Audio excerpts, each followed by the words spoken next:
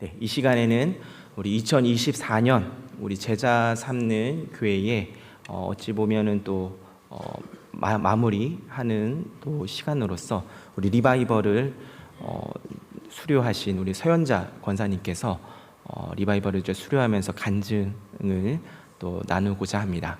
여러분, 이 간증을 통하여서 또 우리 성도님들도 또 동일한 은혜를 또 누리고 또 주님의 풍성하신 또 사랑함을 또 함께 또 경험하는 귀한 시간 될 수 있으면 좋겠습니다. 우리 귀 기울여서 우리 간증 함께 또 나누도록 하겠습니다.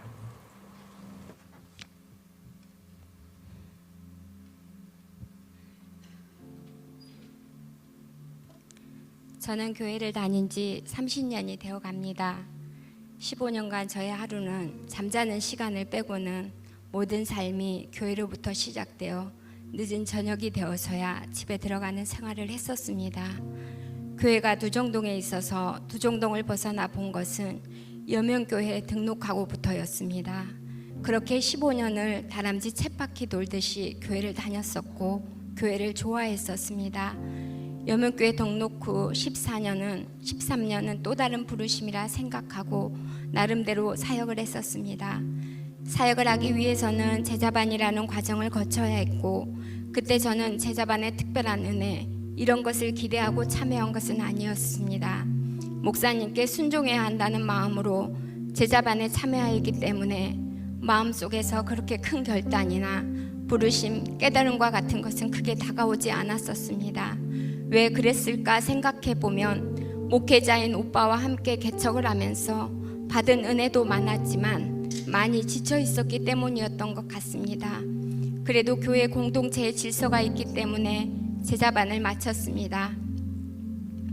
2년 전 제게 사망률이 높은 난소암이라는 병이 찾아왔습니다.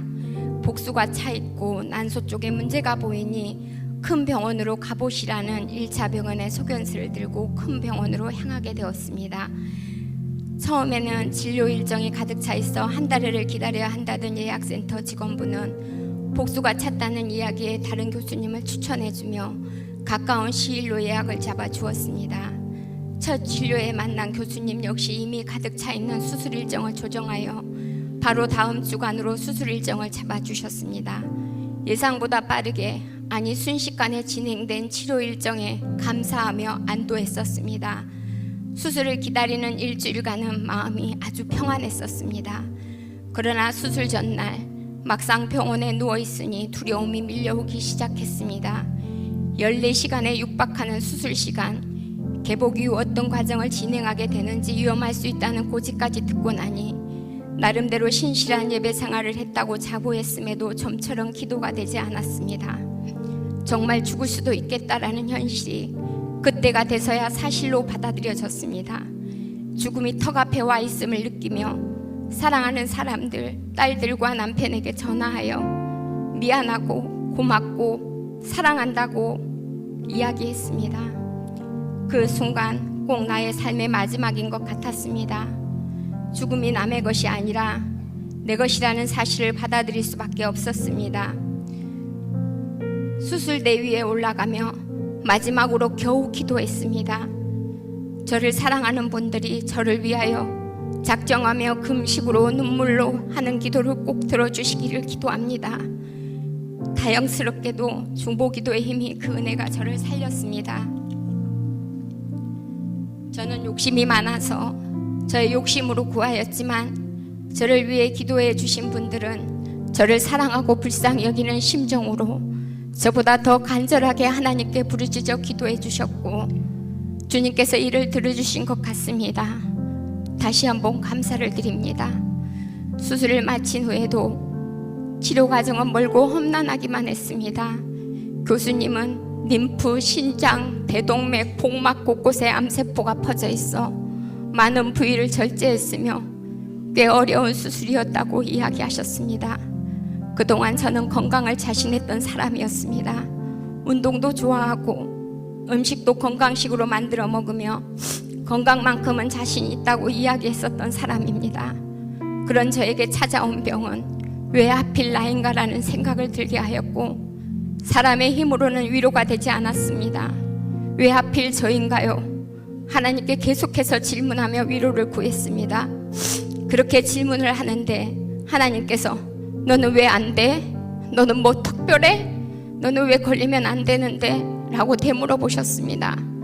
그 생각을 하고 나니 억울한 마음은 사라지고 하나님을 원망할 수 없었습니다. 항암의 과정은 매 순간 고통스러웠지만 그 시간 속에서도 하나님께서 함께 해주시는 은혜를 누릴 수 있었습니다. 매일 하나님과 함께 암을 이겨나가겠다고 기도했습니다. 이번 중에 하나님께서는 제게 너는 나를 예배하라는 마음을 주셨습니다. 너는 나를 예배하는 자다 라고 하셨습니다. 아프기 전에 저는 예배 시간에 딴 생각을 하기도 했었고 하나님께 예배 드린다고 했지만 주변이 보이기도 하고 예배를 드렸다고 말하기에는 부끄러운 모습이 들어 있었습니다. 하지만 병실에 누워 있으니 그 어느 때보다 예배를 드리고 싶어졌습니다. 빨리 퇴원하고 교회에 가서 정해진 그곳에서 저 여기서 예배합니다 라고 하나님께 보여드리고 싶었습니다. 그래서 실밥도 채 풀리지 않은 채 예배에 나아갔습니다. 림프를 너무 많이 절제해 림프액이 흘러내려 기저귀를 차야 했지만 나의 육체가 아프고 불편한 문제들은 예배를 하지 못하는 이유가 되지 않았습니다. 내가 살아있기 때문에 교회에서 예배할 수 있구나. 죽으면 다시는 내가 가진 육체로는 이 땅에서 하나님을 예배할 수 없다는 것이구나 생각하니 이 자리에서 예배하며 하나님을 찬양하는 게 너무나 행복한 시간이었습니다. 말씀 속에서 위로와 용기를 주시는 하나님께 기도해야 했습니다. 감사하다고 하나님께 고백하고 싶어서 기도하였습니다. 저를 치료해 주신 하나님, 제 마음 깊숙한 곳까지 찾아오셔서 어떤 고통이나 아픔, 우리를 하나님의 사랑에서 끊을 수 없다고 이야기하시는 하나님의 그 사랑이 너무도 감사해서 지금도 저는 기도하는 시간이 제일 행복합니다. 하나님께 저의 마음을 고백하며 말하고 싶습니다. 하나님 사랑합니다. 감사합니다. 예배의 마음은 회복되고 간절해졌지만 제자반 리바이벌을 앞두고는 많은 망설임이 있었습니다. 항암 후유증과 낙상으로 인한 두통, 몸 상태를 생각하면 제자반 리바이벌의 시간을 감당할 수 있을지 걱정이 앞섰습니다. 내가 할 수 있을까 망설이고 있는 그때 이런 마음이 들었습니다. 너 할 수 없었을 때가 있었잖아. 하고 싶어도 할 수 없는 시간을 만나봤잖아. 도전할 수 있다는 것 자체가 감사한 이름을 고백하고 리바이벌을 신청하였습니다. 과정을 잘 수료하여 교회 공동체 안으로 들어가고 싶은 마음을 나누고 싶었습니다. 간절함이 있었기 때문일까요? 제자반 리바이벌 수업을 듣는 저의 자세는 예전과 많이 달라졌습니다. 이전에 머리로만 들었던 말씀을 귀 기울여 듣고 마음으로 받아들였습니다. 특히 제자 사질의 세 번째 과인 성숙 과정을 들으면서 많은 것을 느꼈습니다. 신체적인 성숙, 주님이 우리에게 주신 육신도 건강하게 잘 관리해야 한다.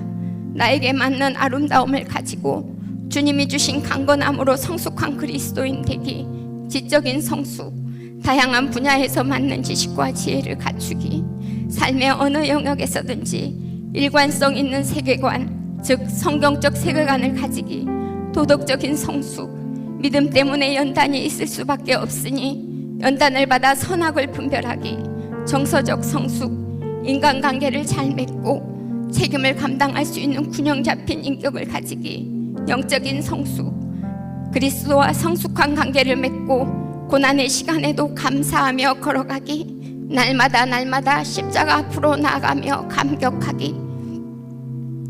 제자는 죽음으로 생명을 잉태하며 불쌍히 여기는 마음을 가지고 옳고 그름에 목매지 않는다는 말씀의 가르침에 아멘으로 동의하고 마지막 칸까지 나아가며 지나온 나의 과거와 현재 그리고 미래를 들여다볼 수 있는 시간이었습니다. 성령 동행 일기를 쓰는 과제는 특히 저에게 있어서 은혜의 시간이었습니다. 그냥 지나칠 수 있었던 사건과 시간들을 기록하다 보니 성령께서 얼마나 저와 친밀하시며 제가 잘 되기를 돕고 계시는지 더 깊이 깨달을 수 있었습니다. 또한 전도를 하는 데 있어서도 하나님께서는 제게 육체의 에너지와 마음의 기쁨을 허락해 주셨습니다.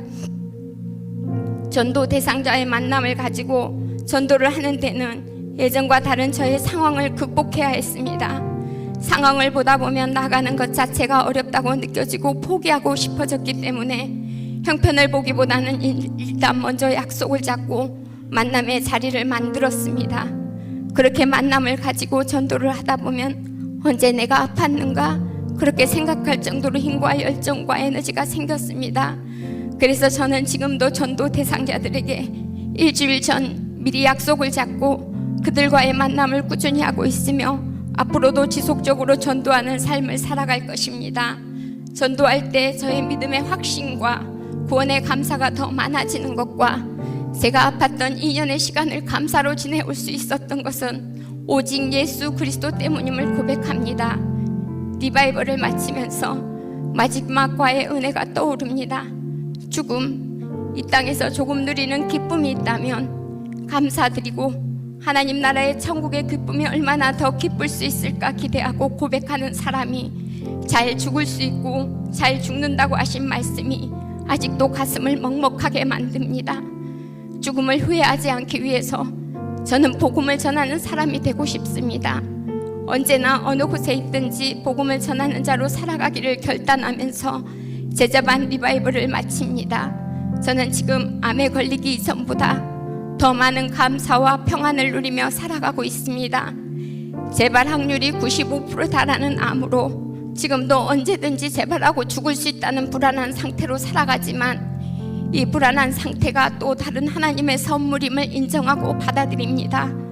병이 완전하게 치료된 것도 아니고 여러 가지 후유증으로 육체는 아플지라도 제 일상 속 모든 것이 감사일 뿐입니다.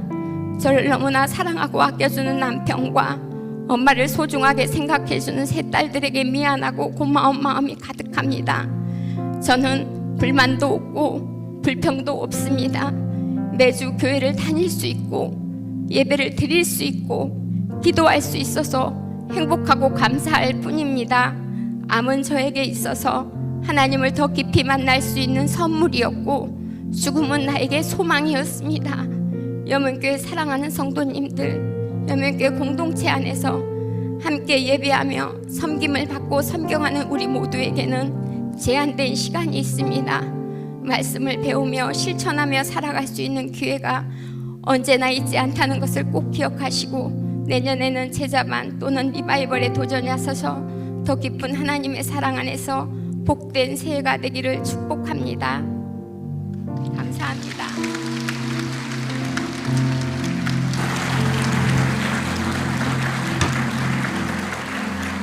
네, 귀한 간증 감사드립니다. 우리 같이 한번 옆에 분들과 인사 나눠볼까요? 우리 모든 것이 은혜요, 모든 것이 감사입니다. 우리 한번 인사하겠습니다. 네, 모든 것이 은혜요, 또 모든 것이 감사입니다. 여러분들 또 귀한 간증과 같이 또 우리 삶 가운데도 늘 감사와 간증이 넘치길 바랍니다.